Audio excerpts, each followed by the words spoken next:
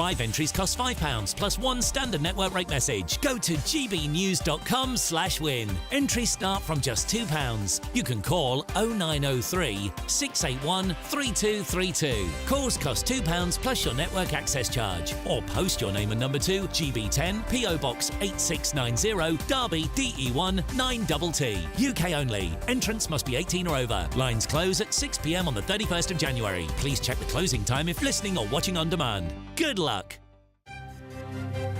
GB News Breakfast. Every day from 6 a.m.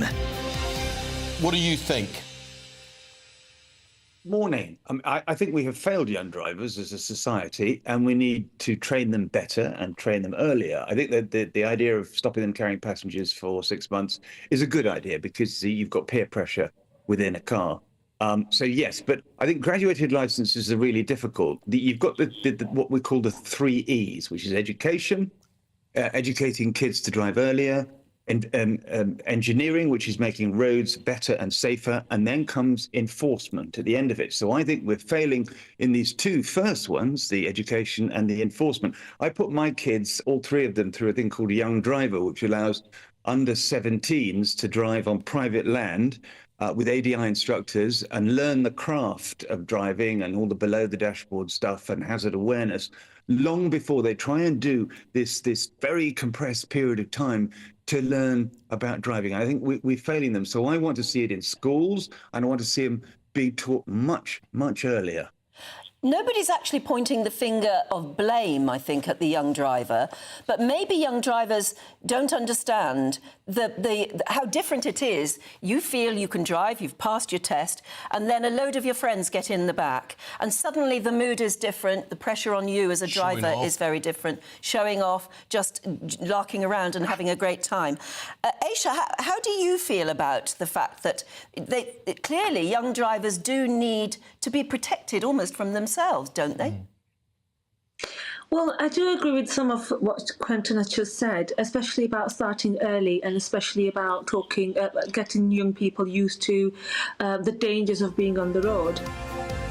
GB News, the People's Channel. Hi there, I'm Michelle Dewberry, and I'm going to take a second to tell you all about my show, Dubes & Co. We start off with the issues of the day. We then bring in both sides of the arguments. We get rid of the disrespect, and then you throw me into the mix. And trust me, I'll tell it exactly how it is. And then, of course, the magic ingredient, you at home. We mix it all together, and what have we got? In my opinion, the best debate show in town. Monday to Friday, 6 till 7 on GB News, Britain's news channel.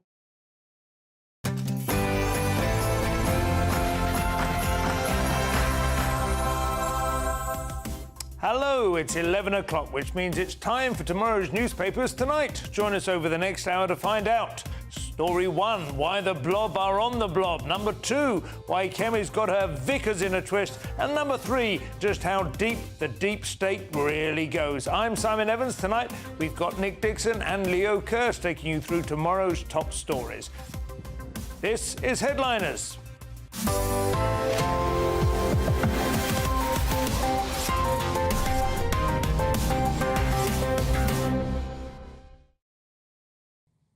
But before tomorrow's news, let's go to tonight's headlines one last time with Sophia Hill.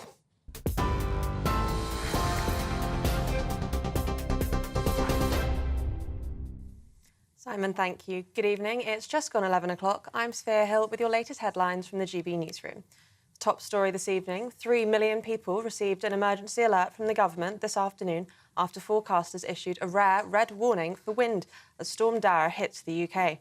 Gusts of up to 90 miles an hour are expected to batter parts of Wales and the southwest of England, including Cardiff, Bristol and Devon.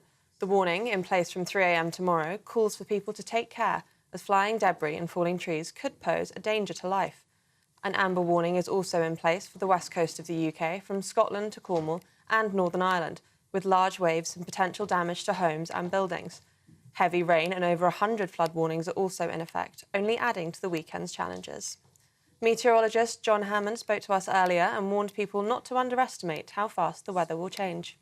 Fooled because the weather is set to turn nasty just about everywhere across the country, particularly, as you say, across western areas, all courtesy of Storm Darragh, which is winding itself up now just to the west of the UK. It's already bringing heavy rain across Northern Ireland, and despite a fine day across many other areas, that will change later on this afternoon into tonight. Rain will sweep across all of us.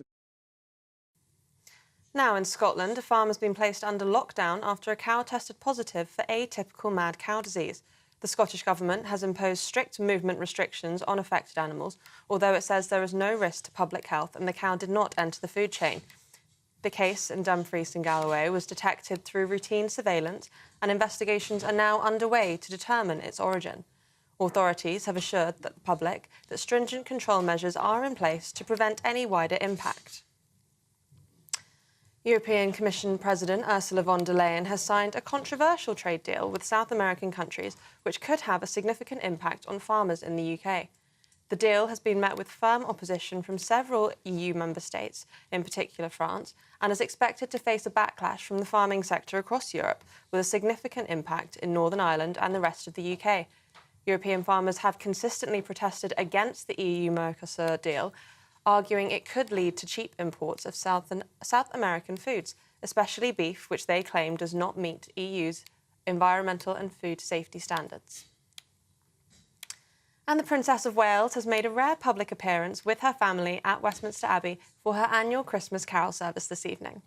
The royal couple walked into the historic Abbey where they married in 2011 with their children, who stopped at the kindness tree to hang messages on its branches in dedication to someone who has supported them during their lives. Prince Louis left a touching Christmas message to his grandparents, inspired by his mother's festive celebration. This is the fourth time the Princess has hosted the event, in celebration of the positive qualities found in many and to bring festive cheer to the capital. Those are the latest GB News headlines for now. I'm Sophia Hill, but now it's time for Headliners. For the very latest GB News direct to your smartphone, sign up to News Alerts by scanning the QR code or go to gbnews.com/alerts.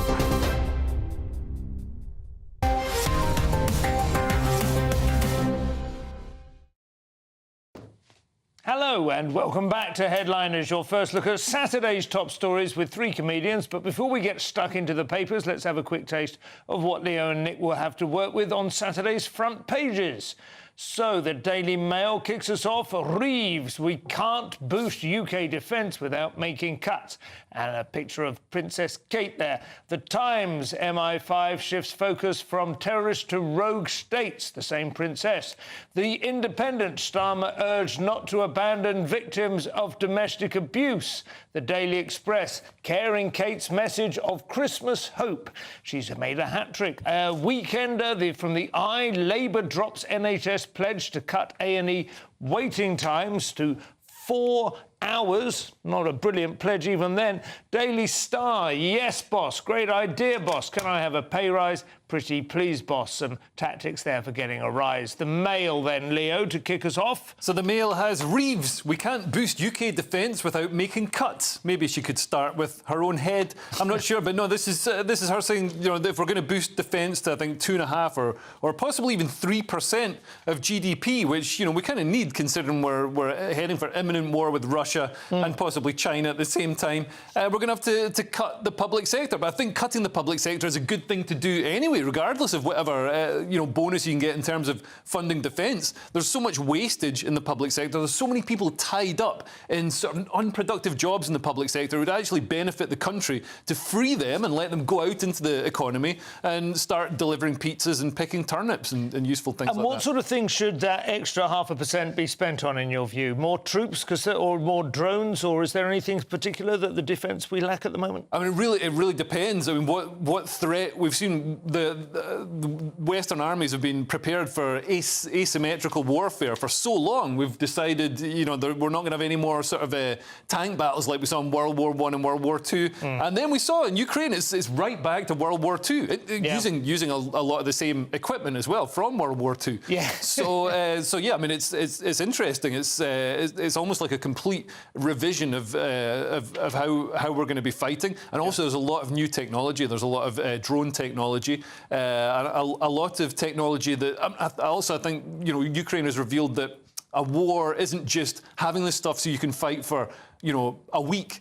wars go on for a long time, Yeah. so you really need to be thinking about, how you're going to maintain a war economy. But it is also, I guess, a shop window, isn't it, for BAE Systems, one of our most vital and profitable investments. I didn't think about the shop window element. That is key. We've just basically got no money, have we? I mean, there's all these predictions we're going to be poorer than Poland in a few years. Yeah. I mean, we've got this open border experiment. I'm quoting our Prime Minister. Open border experiment combined with a benefit system. So, of course, we're not going to have any money. I mean, you could start by cutting benefits for like everyone in the world. That would be one suggestion. We need our own Doge. We need our own Elon Musk to come and cut our government down. And it has to be said, although I am also obviously very much a hawk and in favour of a strong military, I think it raises morale generally. I like to see more marches and that sort of thing as well.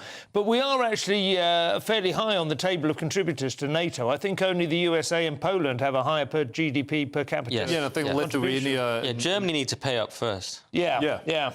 But on the other hand, it's probably a good way to win the favour of Donald Trump, right? Which is going to be a major part of their viability for the next 4 years. Yeah, absolutely. But I mean, I think in a country like the UK with completely open borders, what would a military be fighting for? Yeah. I mean, any trench is going to have a drawbridge over it that people can walk across and come and go as they please. Well, that's why they've got to stick with the drones, I think, at least, because they don't have to moralise them. First of all, so the Daily Telegraph next.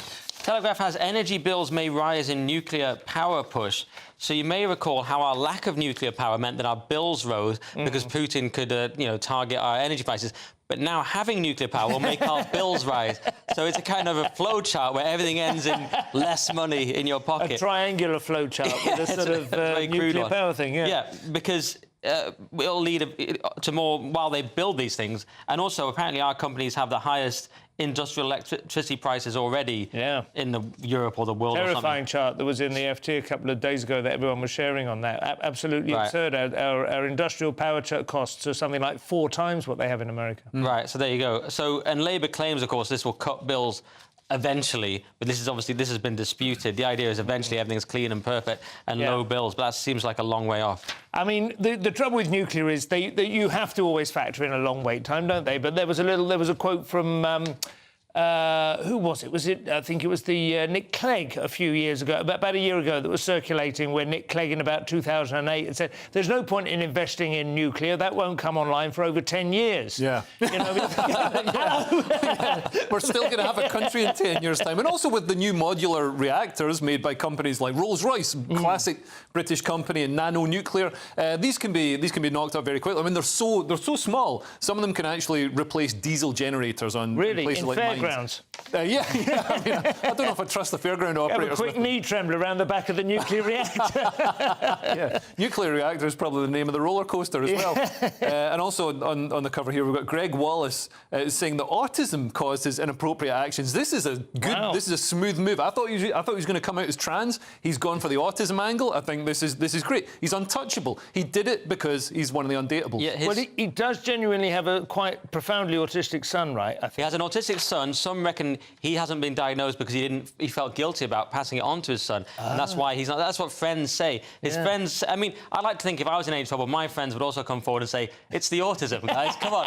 I'll say it right now before you got into trouble. Preemptive. Good. Nick is Let's get it on the record. On Nick telly. is incredibly mentally ill. Thank you, and that excuses all future actions that I'm planning. Can we give a quick mention to Storm Darragh? I don't know if that's no. You've no. I want to talk about autism more. Oh, you want more autistic? We can talk about Syria. I mean, I can't believe the Syria story isn't the #1 story. Assad has fled to Iran. It looks like he's actually going to be toppled. Yeah. Wow. I mean, the reports that come through, there's a lot of misinformation and disinformation. We really need a government department to deal with it. But there is a lot of misinformation. Lammy. Like last night. Misinformation. Sorry. Last night, the Syrian army sources were saying that they'd dropped paratroopers behind the rebel lines, and they'd cut off the rebels, and it was all being returned to Assad, and that turned out to be complete nonsense. And I mean, it's terrible news for Russia and Iran, who've been propping up Assad. Obviously, both been distracted with other things, and the rebels have been helped by Ukraine. Ukraine has given them help with drones, training around the drones, and so Ukraine is hitting back at Russia. Might not be winning in Ukraine, but they've won in Syria. I mean, I'm going to hold my hand up. I thought the Syrian civil war was over. Basically, I thought it was like it's basically just stomping out of here. It turns out to have been a kind of basement fire scenario, right, where you think it's gone, and then you open a door and up it comes again. The sanctions really, it shows how sanctions can be really effective long term in just completely sort of destroying the economy of a country and making it, there's no inward investment. So then, people are in Syria are probably saying, well, we haven't had an improvement in our living standards in 10 years, so why would we fight? So that, it's not that the soldiers have got anything to fight for. You're basically making a very close analogy with what you were saying in the first story with Britain. Yeah. Anything else on this absolute horn of plenty of a front page, Nick? Well, I just wanted to add that Greg Wallace, I want to autistically go back to, he apparently has a really strict hour-by-hour weekend schedule, which is another fact. Oh, it's famous. The one he wrote, My Day in My Life. It's a really notorious one where he is extraordinarily brutal in describing. He says, I wouldn't have chosen to have another child at my age, but my second wife really wanted one or something. And it's about... OK, well, I just looked at that and just thought, I want that, because that's my autism crying out for this schedule. So, it seems quite convincing. Anyway. Yeah. I mean, it is interesting how it's kept boiling over. Sorry, one last point I meant to make. Autistic people struggle with these woke speech codes that are ever changed, these protean woke speech codes. They say, oh, we're so kind, we care about the neurodivergent. It's like, well, they can't follow your Byzantine social justice Protean and Byzantine in one. This is why we hire you. But Thank you very much. We'll give viewers a chance to catch up with their dictionaries in the commercial break coming up.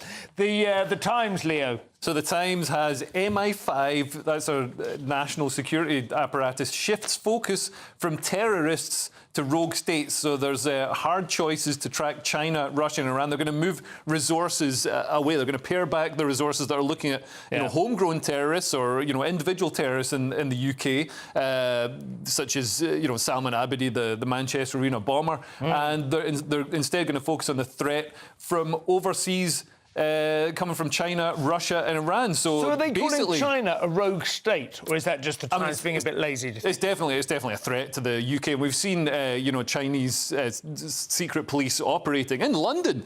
People, Chinese dissidents have been chased by the Chinese secret police, openly filming the Chinese secret police. I mean, they do it in Canada as well. They just operate with impunity because obviously in the soft, soggy-bottomed West, nobody deals with it. So basically, get ready for more children getting blown up and stabbed because they're not going to have the resources to deal with it. We've got over 40,000 Islamists in the UK on MI5 terror watch list. That's going to take a huge amount of resourcing to deal with. If they're moving resources off that, we're going to see even more cases like the horrific ones. So this is arguably even more urgent than defence spending, Nick. Yeah, but I just think it's all to do with complacency. I mean, why has our immigration policy been so lax? And why were we so complacent about shifting geopolitics? We all say, oh, we can't have normal land wars again. I don't see why not. And by the way, speaking of Putin, they've got me sat so far away from you, I feel like I'm on Putin's table. Remember that special table he had? I'm like shouting at you across the room. And I think we just also could scrap all that far-right stuff that we look into, when we look into Tolkien and Jacob Rees-Mogg. That could all go to save a bit of time. Anyone who enjoys The Lion King or something, That's all the front pages examined. Still to come, we have Starmer the Squirmer, the Blob is on the march, which is quite an image, and why killing people is good, actually, in New York City. This is Headliners, only on GB News.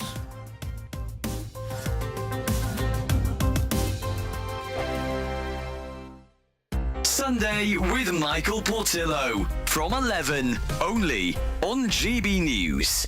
It seems that the younger generation's interest in literature is waning. Academics argue that educational policies have failed to encourage reading for pleasure, contributing to declining numbers of English literature students and a shift towards young adult books rather than classic novels. According to 2023 figures from the National Literacy Trust, the number of 8 to 18-year-olds who say they enjoy reading has sunk to its lowest level for almost 20 years, with a quarter fewer reading each day over that same time period. To share more with us about this topic, I'm joined now by the journalist Charlotte Lytton. Charlotte, welcome back. Lovely to talk to you again. Tell us your perspective on this issue. What is happening? Well, speaking to academics, we can't deny, it seems, that there is a big problem here, and it starts right at school. As you read there, young children simply don't enjoy reading for pleasure as they did before. We can't deny that is also a massive part because of smartphones, because kids now are faced with all of these things vying for their attention. They just don't have to sit down and entertain themselves with a long book and nothing else as they did before.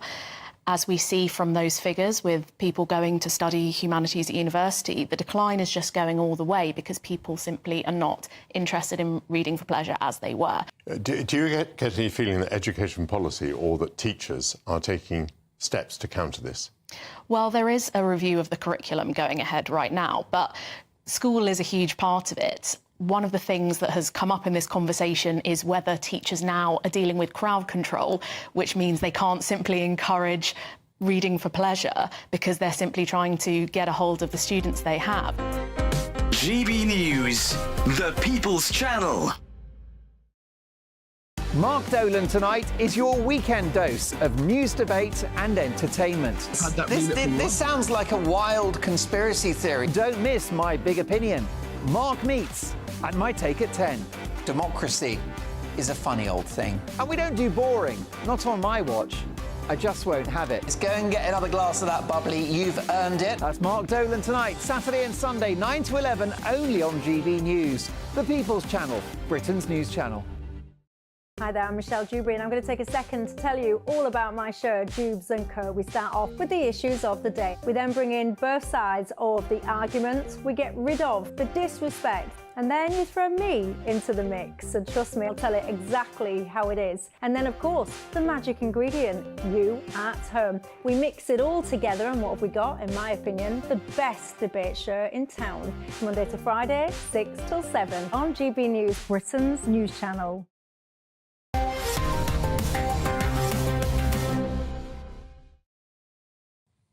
And welcome back to Headliners. I'm Simon Evans, still joined by Leo Kirst and Nick Dixon. So let's get into it, Leo. Starmer the squirmer in the Express as he wriggles on the hook of migration pledges. That's right. Keir Starmer squirms in uncomfortable BBC interview as he refuses to put cap on migration. I'm sure he would wear a cap if it was like that his easy. father, the toolmaker. Yeah. So he's denied he's shying away from setting a net migration target to avoid being judged on it. But he is shying away. He didn't set it. I don't think he set. He put immigration as one of his key pledges at all. But he's put a solid target for our homes being built. It said we're going to build 1.5 million houses, and he's definitely going to miss that. There's no way they're ever going to get close to that. So he's obviously not scared about being judged on missing targets. So why doesn't he just do it?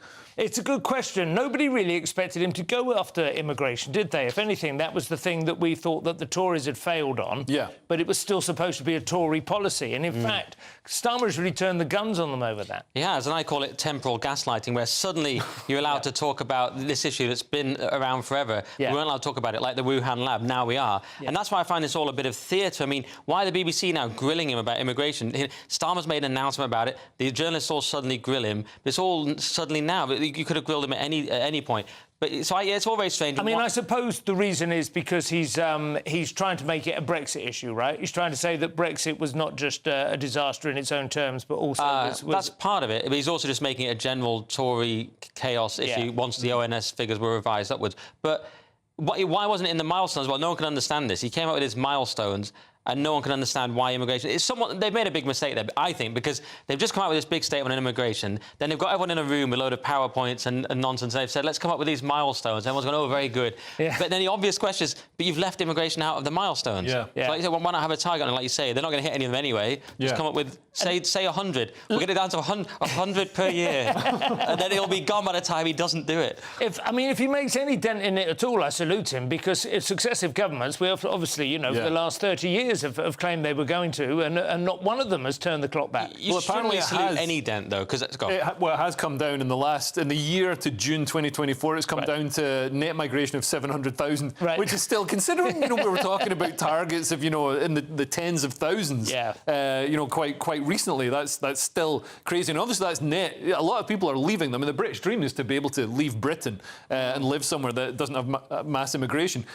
So, when he says we've got migration of nearly 1 million, it's actually 1.2 or 1.3 million. Yes. And probably more, including, ones we don't know about, like my mate Bernardo, who just came in on a tourist visa and stayed. You know what I mean? This is the thing. It's to some extent the sort of shame-guilt axis, isn't it? Because if you talk about net migration, you're just talking about numbers, strain on public services and so on. But if you get 1.2 million people coming in and 500,000 leaving, obviously the nature, the culture of the changing nature of the high street and so on. Yeah. But that becomes a slightly murkier territory to campaign on. Yeah, it tends to be rich people leaving and poorer people coming in. I mean, Kemi tried to talk about that, didn't she? When she said not all migrations are equal, not all cultures are equal. But it's a hard one to stand up and say we just want the good people, not the rubbish people. I mean, Trump said it. Trump was like, why can't we get more migration from Norway? Exactly.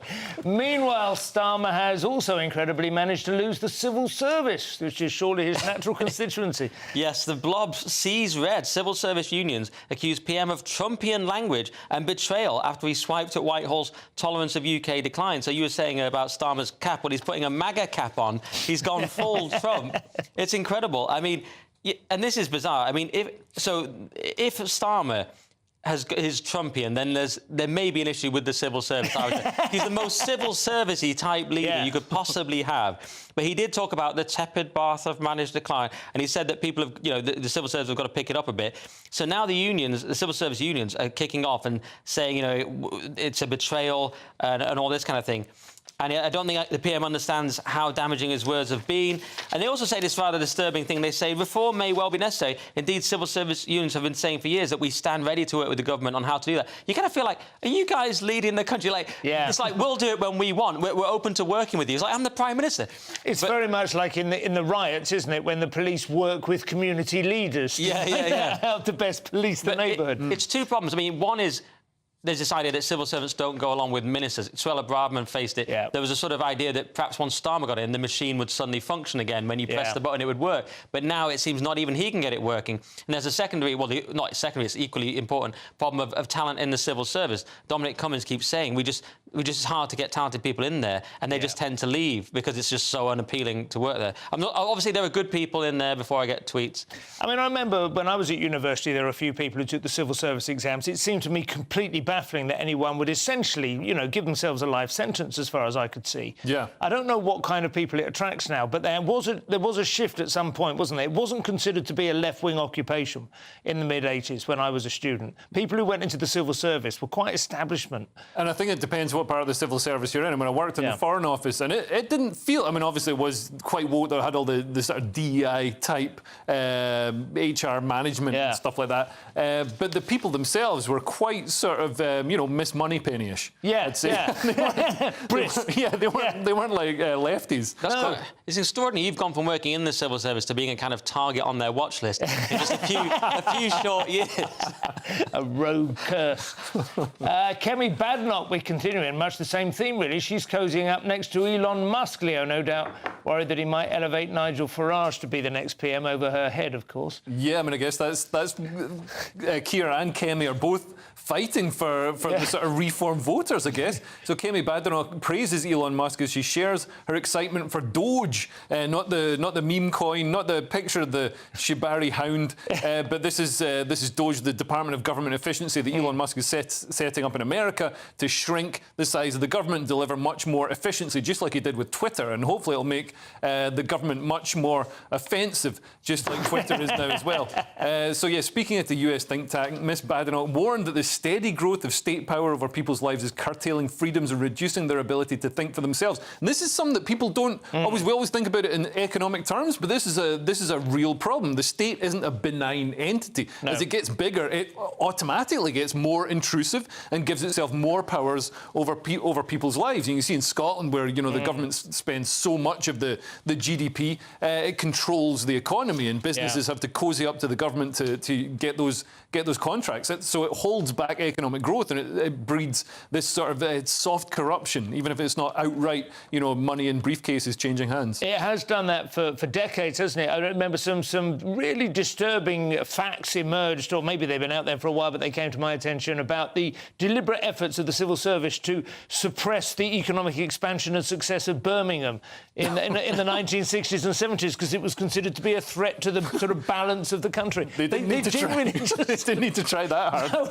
When you say that, that, but we've grown up in that post-suppression era. Apparently it was booming, it was going great guns, and they deliberately poured cold water over it. But it's interesting that the suggestion that it also operates a bit like a sat-nav, that stops you paying attention and, like, learning your own routes. You know what I mean? I don't know whether I think that is true, but it's not a way... Oh, yeah, like wearing glasses or something, your eyes get lazy. Yes, get lazy, yeah. I like that she focuses on just what the reason is. It's not just about stripping the state down, it's about what things the state does well versus what it doesn't do well. But clearly, as you say, it's a kind of... It's trying to be mates with Trump. It's trying to get in with Musk, obviously.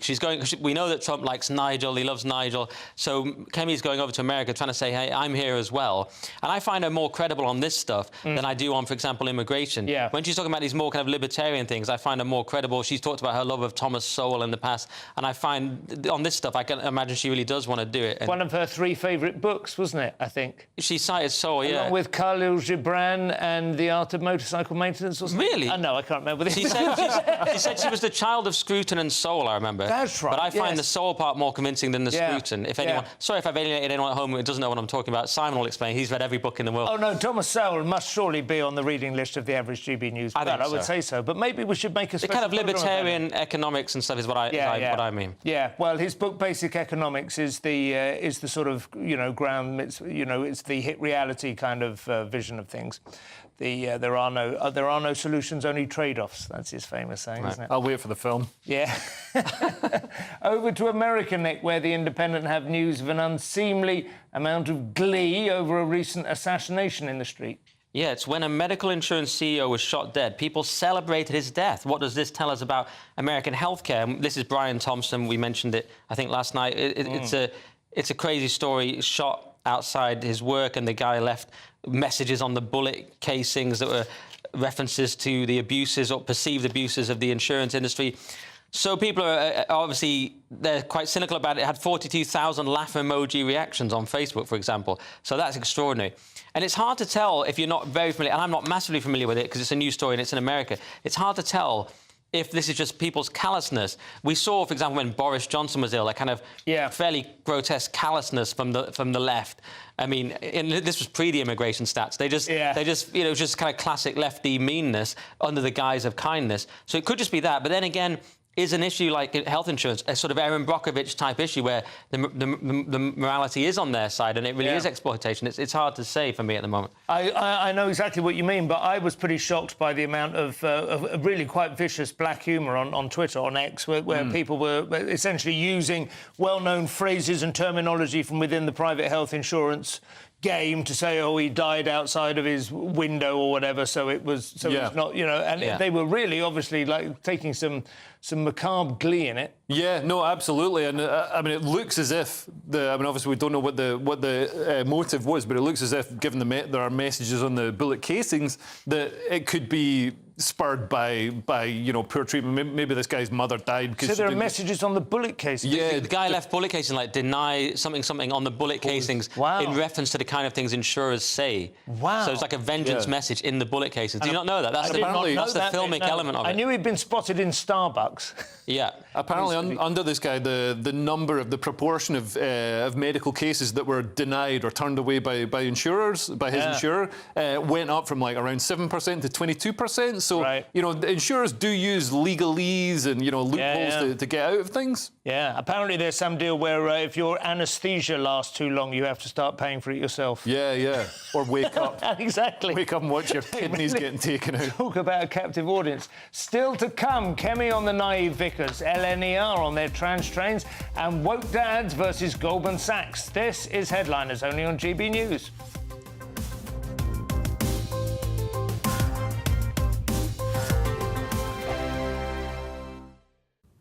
Hello there, good evening. Welcome to your GB News weather update from the Met Office. Storm Darragh is expected to bring heavy outbreaks of rain and some severe gales at times as we head into the weekend. Hail snow too for Scotland, and there are multiple Met Office warnings in force, so do stay up to date on our website for those. This is Storm Darragh here out to the west, bringing in heavy outbreaks of rain alongside these frontal systems and a good squeeze in the Isobars, so very strong winds at times across the bulk of the country, particularly around western coasts. These outbreaks of rain are set to continue overnight, still falling as snow across high ground in Scotland, and we're really going to see those winds strengthen in western areas overnight too, particularly in western parts of Wales, where we do have a red Met Office wind warning in force too. We could see gusts here reaching around 80 to 90 miles per hour. So for the start of Saturday then, it's going to be a very wet start across a lot of the country. Scotland seeing outbreaks of rain, still some hill snow across higher ground as well. And similar across northern parts of England, Northern Ireland, heavy outbreaks of rain and very strong winds, particularly around coastal areas, but even inland areas seeing some very strong gusts at times. Western parts of Wales likely to see severe gales here at times, making very difficult driving conditions. And on the whole, through Saturday, there is likely to be disruption as a result of the storm. The heavy outbreaks of rain continuing. Still a very windy day across a large portion of the country, particularly around western coasts. And looking at the temperatures too later on, we can see highs generally between 9 to 10 Celsius, but in those very, very strong winds as well, that's really going to add on to the wind chill. So it is going to feel a very chilly day, particularly under the rain and in those strong winds. Through into Sunday, we do start to see the weather settle down slightly. We do have some outbreaks of rain still, particularly in eastern areas, a few showers feeding into eastern parts of Scotland. The best of the weather, or the driest and brightest of the weather across Northern Ireland, western parts of Scotland. But it's still going to be a very blustery day on offer, and we won't really see more settled conditions until we head into next week. Bye for now.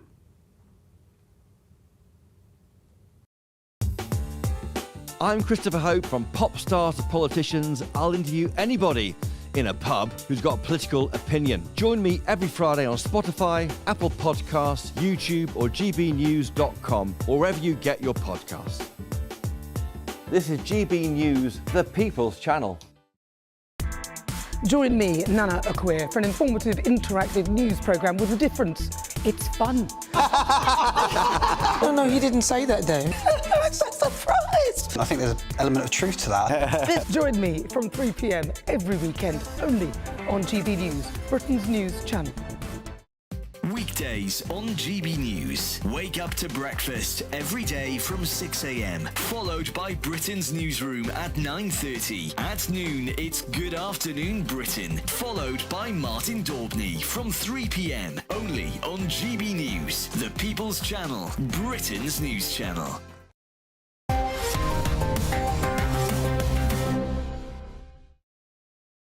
And welcome back to Headliners. We'll take another quick look at Saturday's front pages before we continue. The Daily Mail lead with Reeves. We can't boost UK defence without making cuts elsewhere. The Times, MI5 shifts focus from terrorists to rogue states. The Independent, Starmer urged not to abandon victims of domestic abuse. The Daily Express, Caring Kate's message of Christmas hope. Weekender, Labour drops NHS pledge to cut A&E waiting times to 4 hours. And the Daily Star, yes, boss, great idea, boss. Can I have a pay rise? Pretty please, boss. So those are the front pages. Inside, we have more Badenoch news now in the Express. Nick, they love a bit of baddie there. And she's on safe ground here, I feel. Yeah, it's Kemi Badenoch slams naive vicars allowing migrants to convert to Christianity. And if you don't remember, the Naive Vicars were an early 90s indie band around that in Spiral Carpets era. Naive Vicars, and we all know these vicars were naive. They're the ones that let people in who arrived and said, yeah, I'm a Christian now, I converted a minute ago, didn't you notice? And then they just do horrible stuff. And so it's an easy win, as you say, for Kemi. She says that liberalism's been hacked. And that seems fair enough. And this is part of that same speech, I believe, in America, where she's very much trying to say, look, I'm the... Well, she even says that she loves being called a culture warrior. So you can see what she's doing. She's over in America trying to appeal to Trump and Elon Musk, and that's fair enough. It's at this think tank that was co-founded by Margaret Thatcher, so it's all very on brand. It's the, I've forgotten the name, it's the International Democracy Union, which doesn't sound like it. So Thatcher transatlantic. Yeah, I think so. Okay. It doesn't sound like it. Maybe it was the idea that liberalism has been hacked. This is an interesting way of phrasing it, isn't it? Because you encounter this idea quite a lot online, and people,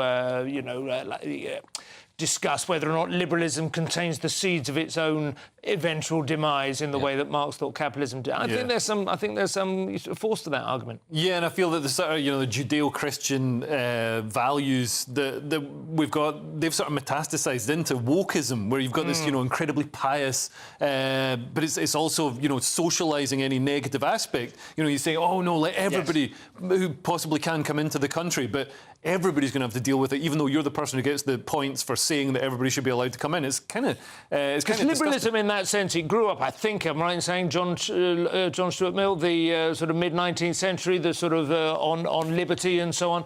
There were physical, real barriers to that kind of problem emerging. Do you know what I mean? You were working in a much more constrained universe in that regard. It's like our asylum system. It was built for a different era. You know, liberalism was built for a different era where you didn't have social media, you didn't have mass transport and couldn't get a $5.99 Ryanair flight from Mogadishu. It's like the American Constitution. All the rules were just for them and their mates. There's like a few English blokes, basically, they meant. When they said all these rights, they didn't mean for everyone. And you're also, as well as people... This is the Dunley-Cruppler high IQ Anglos theory of the British Constitution, This show's getting more and more online. You've alienated much of Middle England there, Simon. I know what you're talking about, but no one else does. And people aren't just pretending to be Christian to get into the UK and be able to stay. So they say, you know, I can't get sent back to Syria because I'm Christian. I'd be, you know, my Christmas tree would get torn down. They also say I'm gay, so I can't go back, or I'm from a war-torn country when they could be from, you know, Bangladesh or Pakistan, but they just, you know, rip their passport up and throw it away. And they get coached by human rights lawyers. It's kind of disgusting how the system is sort of set up to be fleeced, and we're set up to be mugged off. So we need a new version, a 2.0 of liberalism. And do you think Kemi is the woman to deliver that? That's the question. Well, I mean, I've got a forthcoming podcast where I was quite harsh about Kemi, because I was team generic, as I even told people at a party that Kemi was at because of my earlier mentioned autism. But so I've not been. But you know, she's all right. She's good on this kind of thing, as I say. She's good on the culture war and some of the economic stuff. I'm just not sure she's, because of immigration. It's very hard for her to win that argument because she was too involved with the Tories' catastrophic immigration. At that same party, Nick came out with a sock on his penis, and because of his autism. You don't get many of those. That's what it is. Hilarious high horsery now from LNER in the Mail, Leo. They have been called on their pride livery. So LNER has accused a passenger of having a bias against transgender individuals after their Freedom of Information request revealed the operator had spent £58,000 on repainting a gay pride train. So Freedom of Information requests, you can do them on public bodies, government bodies, and they have to sort of, unless it's unreasonable, they have to tell you, you know, in this case, how much they spent on repainting a train in rainbow flags with, you know, transitioned children and whatever else they think is great this week. And so this woman, Carol Fossick, asked the operator for information about LNER's diversity initiatives, including the demographics of their staff and the selection process for future train designs. However, LNER refused to answer and branded her question, her request, vexatious. It's not vexatious at all. It's absolutely legitimate to find out, you know, this is a government-run organisation. It's not a privately owned train company. LNER is nationalised. So we need to know how much money, how much taxpayers' money is being wasted painting controversial political symbols on the sides of trains. I mean, money wasted, and actually it makes it feel quite hostile if you don't feel particularly well disposed towards the whole trans movement in its full expression. But this is particularly sinister, isn't it, this idea that she's vexatious, because they studied her X output, her feed on Twitter, and they discovered that she was talking quite a lot about trans. Well, obviously she's interested in the trans issue. I mean, she didn't just... it would be more vexatious if she wasn't demonstrating any interest in... You know. It reminds me a little of the Essex Police's response to Alison Pearson when they said she's behaved unethically. There's something very sinister when our institutions sort of turn on us ideologically and sort of punish us. And this is what we have. Oren McIntyre calls it the total state. It's the total state. There's no morally neutral institution, so all public and private institutions have an ideology, and that is the ideology of the progressive liberal elite. But we could imagine another time period where a train company suddenly says, right, you know, black people can't drink at the same drinking fountains. Whatever the prevailing ideology is, it's dangerous to have a country or a situation where every company and institution parrots it. That's what I think. To be very fair to LNER, is that what their name is? They've said we consider all FOI requests in good faith and evaluate them in accordance with the Freedom of Information Act. They say we may consider objective and relevant evidence, including publicly available information, where necessary and proportionate. That's their statement, though some might question the objective part? Because isn't it somewhat subjective to say she has a view on trans that we don't approve of? We have, I mean, this is not an isolated case either. We've seen a lot of stories lately, haven't we, where gay pride and trans inclusivity in that has somehow floated free from other political movements and so on. It clearly is a political movement. It's an opinion that you're free to hold or to dispute. But, for instance, the footballers who are expected to wear the armbands, and one of them also wants to express his devotion to Christ and is suddenly under scrutiny. Or Allah, yeah. How have they done this? We don't know, but it's some very deft play, I would imagine, from Stonewall or whatever. Yeah, and it's a move that's, I mean, the whole Pride movement, this, you know, transgender flag, Pride flag, progress flag, whatever you call it, it's moved so far away from, like, the LGB, the lesbian, gay and bisexual. Now you're in this situation where some gay people don't feel welcome. There were some lesbians thrown off a Pride march in Cardiff because the trans people didn't like them on it. I've said for some time the most articulate and passionate voices against the T on social media often come from the old-fashioned LGB. Yeah. You know. Do they get a train? We'll see. Paternity leave news now, Nick, and the banker who was accused of being a grown man. Yeah, it's Goldman Sachs banker who was told you're a grown man when he said he was struggling with work-life balance after taking paternity leave, wins lawsuit. So, yeah, this was John Reeves, who was vice president in Goldman's compliance department. And the whole crux of it is whether he was underperforming or whether he was simply on paternity leave and that was frowned upon. He says he always had good ratings and he has indeed won the tribunal, but what confuses it is that the tribunal did find that while his claims of sex discrimination and unfair dismissal were correct, there was a 50% likelihood he would have been dismissed anyway, but he would dispute that and say, no, I was performing well. And it's what's annoying to me is things like they texted him, he's driving, he's on a rare family holiday, his first family holiday, he said, and instead of calling him, they sent a text that he was required for a work emergency, but he hasn't seen the text. I don't think you can punish people if they just haven't seen a work message. People are supposed to be on call at all hours of the day now, which I just don't think is realistic. Then again, maybe if you're the vice president of compliance, maybe it's one of those succession-style jobs where you just have to be on all the time. So, Nick, you're saying, you know, he shouldn't have necessarily been referred to HR for not picking up on a text I'm just saying, should he have been punished when people are not available at all times of the day? That is definitely, I think, a toxic work culture, but possibly there are seniority issues if you're in a big enough company, I suppose, that it's, you know, well, that's what I was saying. Enough money, if you make a big enough sacrifice. Just to be very fair, as we like to be,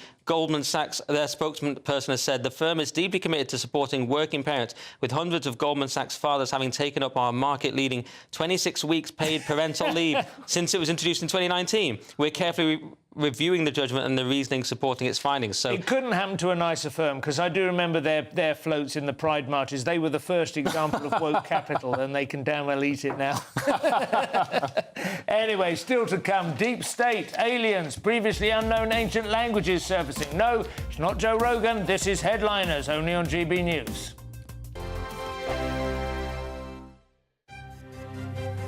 GB News Breakfast, every day from 6 a.m. Millions are struggling to stay warm with the wet weather, the cost of living and, of course, cuts to fuel payments. Yes, winter is fast approaching, so it's crucial to find cost-effective ways to save on your energy expenses while staying reasonably warm. So joining us to provide advice on heating your home, or at least staying warm somehow, is one of the leading voices on lowering energy bills, Nick Miles. And you are very welcome in here this morning. I mean, a lot of people would say, well, in the olden days, you just used to put on an extra jumper. But actually, it's more serious than that, isn't it? What is the best way, the most cost-effective way, to keep your home warm? Some of the bigger things is we need to do more things on insulating our properties, but actually sometimes, you know, it can be simple things like turning down a thermostat. You know, those that have got the luxury of being able to afford energy bills and keep their homes on the thermostat a bit too high. If you just turn it down by one simple degree, as long as you keep it between 18 and 22 degrees, can save up to 5 to 10% of your energy bill. So that's a kind of a very simple way of doing things. But, you know, it can be other little tips and tricks you can do as well. Yeah, I was going to say, because I always get it when people say about this, but like 18 degrees is not warm for a house. No, and it's twofold actually. It's that kind of relative temperature, but also it's the kind of drafts and things you have in your house. So it's the comfort factor. So what we have a lot of old properties in our country. You've got some 8 million hard-to-treat properties built before World War II that have got poor insulation, but also very, very drafty. So it's the temperature and it's the kind of the draftiness of them that kind of keeps us uncomfortable. GB News, the People's Channel. Good Afternoon Britain isn't just about us. The wonderful thing about this programme is it's about everyone watching. It's an interactive programme. Well, there absolutely is something to see here, and we're going to be talking about it more. Whether it's breaking royal news, Will, please bring us up to date. or indeed a particularly punchy speech in the House of Commons, Very, very curious. we bring it to you live, and then we bring you live reaction as well. That's Good Afternoon Britain, weekdays from midday. Only on GB News, the People's Channel, Britain's news channel. Hi there, I'm Michelle Dewberry, and I'm going to take a second to tell you all about my show, Jubes and Co. We start off with the issues of the day. We then bring in both sides of the argument. We get rid of the disrespect, and then you throw me into the mix. And trust me, I'll tell it exactly how it is. And then, of course, the magic ingredient, you at home. We mix it all together, and what have we got? In my opinion, the best debate show in town. Monday to Friday, 6 till 7 on GB News, Britain's news channel.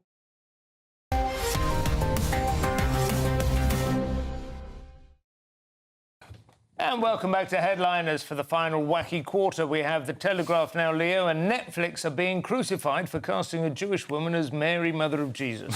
Yeah, which a lot of people will be saying in Ireland, Mary, Mother of Jesus. Anyway, why Netflix's disgusting religious epic is angering Palestinians and Christians alike. So they've got a new feature called Mary. The film is a biopic of the titular Mary. Oh, they've made her titular. It's nice to see.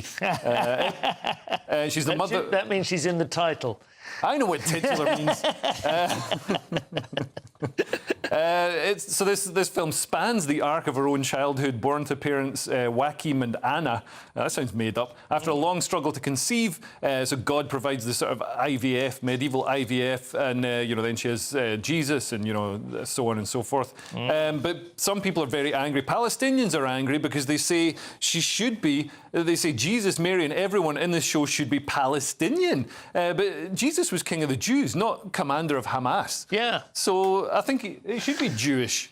Well, I suppose you can argue whether or not she should be Israeli. I mean, that might be considered provocative. I don't know that it is, but it could be. But you can't make a distinction ethnically between these. I would make her like Scarlett Johansson or Sydney Sweeney. Yes. You know, like those old movies where it was just like the whitest, but like the Native Americans are played by like Cary Grant or something with a thin layer of makeup. Scarlett Johansson is actually half Jewish. That's true. She can easily play it. Yeah. But if you go back, as I think it's Rod Dreher saying here, that there was a mixture of Greek, Babylonian, Persian, Assyrian and Roman. So you could easily have a Greek-looking person playing it. My concern is more about the offensiveness.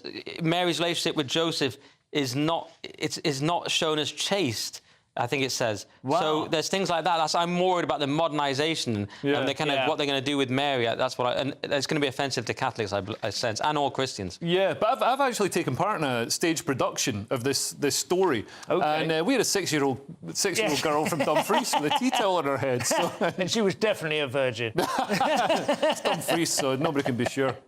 Leo, the deep state now, UFOs and aliens in the star, and it still makes more sense than that previous article. Go on. So the deep state exists and it knows all about aliens and UFOs, US officials claim. There's a deep state and the Pentagon could be hiding information about alien life and UFOs, say these Republican politician Eric Burlison and former state legislator Tim Burchett on this podcast. But a couple of issues about this. They're not really guys who'd know. One of them's been in office for just 2 years, less than 2 years.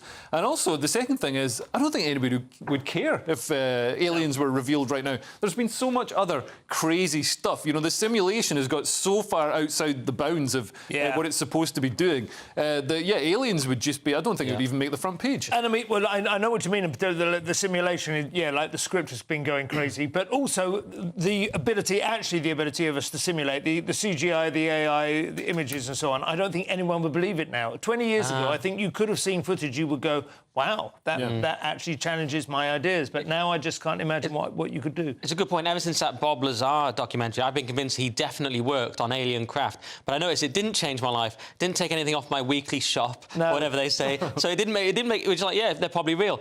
But, and lots of people have said this now. Tucker Carlson said it, Alex Jones has said it, that's where I get all my information. And China have probably already got stuff, right? There was a story we didn't get onto last night. They've got an invisibility cloak already, but don't worry, I'm sure they'll use it for good. Yeah. I really don't want there to be aliens, but I am big on the Graham Hancock thing, you know, the ancient apocalypse. Yeah. We had really advanced civilizations. They died out because they were too advanced, and only people in the woods survived. Yes. That's a much more interesting idea, and it ties in with all the ancient sites. I actually want to put together a package tour based on that show. I highly recommend that. But aliens, I don't know. It just doesn't. I don't know. It doesn't. Not bothered. It doesn't engage with a kind of political purview. Well, they might have political opinions that either disagree with you or violently agree. So you could be their new hero. You could be a high-ranking general in their change everything. In their Genuinely army. interesting, if chronologically illiterate story in the Express now, Nick. This is Hancock adjacent. Well, you say it's interesting. I always glaze at these archaeology ones, but I'll give it a go. Archaeology breakthrough as mysterious lost language discovered on stone tablet. So this was in Georgia's Bass Plemy Lake, may well not be the pronunciation, found in 2021 by some It's an exact, fishermen. what's the word, anagram of blasphemy, that lake, I noticed. But carry on. Interesting. Yeah. Good one for the radio listeners. Well, we don't have it on screen anyway, so it's a good one for everyone. So anyway, there's 39 symbols that don't match any known writing system, apparently, and experts believe it could date back to the late Bronze or early Iron Age, or, I don't know, like I say, it's not my thing. You don't like that kind of stuff? No, I probably should. Symbols and it's too much like museums, it's boring. Like, museums and stuff are boring. Yes, can I go out for a smoke? Yeah. I mean, the trouble with this is, like, you know, within about 3 days, it's going to be on a website as that this is a far-right symbol, like they did with Viking runes. Well, now I'm interested again. That's his autism. I like it. I have to say, I think part of it is that that Hancock thing that I'm convinced there is going to be a key sometime that will join up, like Peru, Machu Picchu, those sites in Turkey. No, that is fascinating. Like, they had that's why they had the pyramids and so on. We were more technologically advanced in the distant past. It's an exciting idea. Specifically to do with masonry and what they were trying to communicate with masonry. And they also had earpieces that they could keep in their ear for over a minute at a time. It's also the idea of Star Wars, isn't it? A long time ago in a galaxy far, far away. OK, the show is nearly over. Let's take another quick look at Saturday's front pages. We have the Daily Mail, Reeves, we can't boost UK defence without making cuts. The Times, MI5 shifts focus from terrorists to rogue states. The Independent, Starmer urged not to abandon victims of domestic abuse. And the Daily Express, caring Kate's message of Christmas hope. And then we have the iWeekender, Labour drops NHS pledge to cut A&E waiting times to 4 hours. And finally, we have the Daily Star, who have advice on how to get a rise. Well, those are your front pages. That's it for tonight's show. Thank you to my guests, Leo and Nick. Leo will be back tomorrow tonight at 11 p.m, joined by Jonathan Cogan and Adam Cornice. If you're watching us live, stay tuned for breakfast. Thank you. Good night.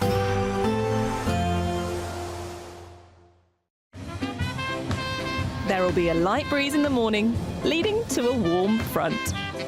Boxed heat pumps, sponsors of weather on GB News. Hello there, good evening. Welcome to your GB News weather update from the Met Office.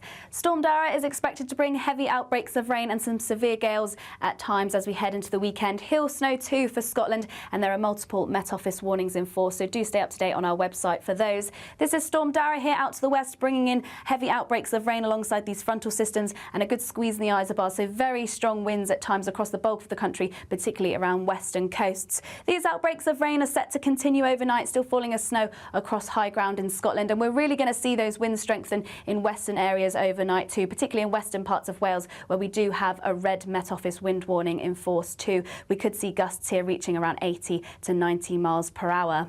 So for the start of Saturday then, it's going to be a very wet start across a lot of the country. Scotland seeing outbreaks of rain, still some hill snow across higher ground as well. And similar across northern parts of England, Northern Ireland, heavy outbreaks of rain and very strong winds, particularly around coastal areas, but even inland areas seeing some very strong gusts at times. Western parts of Wales likely to see severe gales here at times, making very difficult driving conditions. And on the whole through Saturday, there is likely to be disruption as a result of the storm. The heavy heavy outbreaks of rain continuing. Still a very windy day across a large portion of the country, particularly around western coasts. And looking at the temperatures too later on, we can see highs generally between 9 to 10 Celsius, but in those very, very strong winds as well, that's really going to add on to the wind chill. So it is going to feel a very chilly day, particularly under the rain and in those strong winds. Through into Sunday, we do start to see the weather settle down slightly. We do have some outbreaks of rain still, particularly in eastern areas, a few showers feeding into eastern parts of Scotland. The best of the weather, or the driest and brightest of the weather, across Northern Ireland, western parts of Scotland. But it's still going to be a very blustery day on offer, and we won't really see more settled conditions until we head into next week. Bye for now. We can expect clear skies.